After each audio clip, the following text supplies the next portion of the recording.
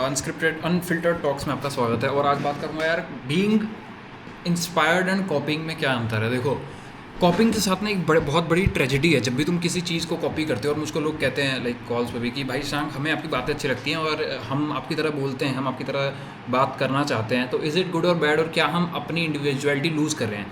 पहली बात तो these are called inspirations.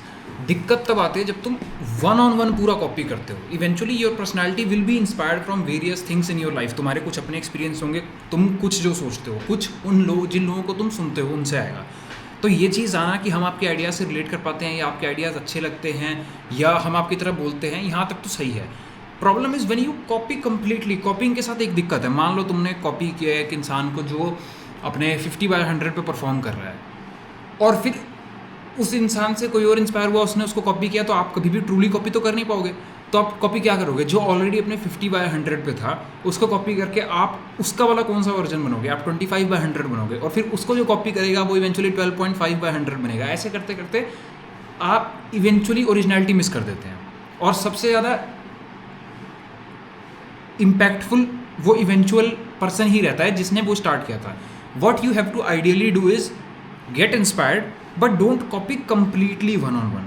Like मेरे को पता है, मेरे जो एक्सपीरियंसेस आ रहे हैं, तुम्हें लग सकता है भाई ये तो हमने सुना हुआ है कहीं और भी, ये है भाई, वो मेरी लाइफ से भी आ रहे हैं। Try to be as authentic as possible. किसी से सीख रहे हो, ठीक है, उसका नाम लो। I talk about Jordan Peterson, Ankur Warikoo and a lot more mentors, बहुत सारे, नवल रविकांत।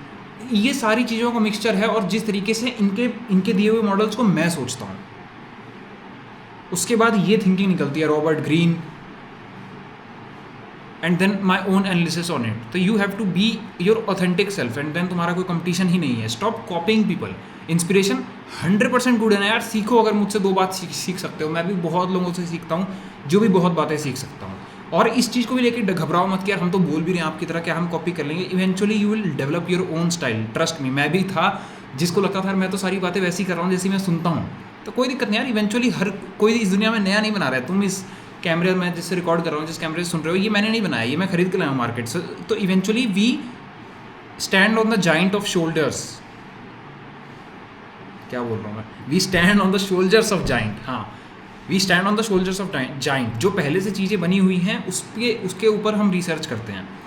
जैसे साइंस में तुम देख लो, पहले एक मॉडल आया एटम का, फिर दूसरा आया, फिर दूसरा आया, उसके ऊपर चीज़ें आती रहती है। पहले न्यूटन ने ग्रेविटी दी, फिर आइंस्टाइन ने उसको मॉडिफाई करके और स्पेशल थ्योरी ऑफ ग्रेविटी दी, special theory of relativity the.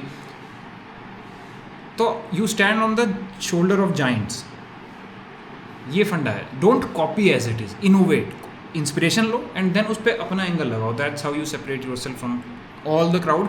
Because simply अगर तुम कॉपी कर रहे हो, इसके साथ एक नुकसान है। पहली बात, तुम उस तरीके के कभी भी नहीं बन पाओगे जैसा वो इंसान है, ना तुम उसकी एग्जैक्ट सक्सेस फॉलो कर पाओगे। बेस्ट वे क्या है? उनके कदमों पे, उनके दिखाए हुए रास्ते पे चलो, अपना दिमाग ओपन करके seek guidance from them, and फिर अपने एक्सपीरियंसेस गेन करो कि मैं क्या आप सोच रहा हूँ। That's how you win. Thank you.